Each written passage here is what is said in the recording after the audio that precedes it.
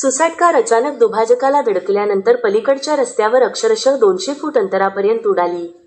अपघात एवढा भीषण होता की अनेकांच्या काळजाचा ठोका चुकला, पण नशीब बलवत्तर म्हणून यात जीवितहानी झाली नाही. कारमधील दोघे किरकोळ जखमी झाले आहेत. अपघाताचा व्हिडिओ समोर आला आहे. हा अपघात छत्रपती संभाजीनगर शहराजवळील निपाणी गावाजवळ धुळे-सोलापूर हायवेवर शनिवारी दुपारी 3च्या सुमारास झाला. ज्यावेळी कार फुटबॉलसारखी हवेत उडाली तेव्हा रस्त्यावरून अन्य वाहनेही ये-जा करत होती.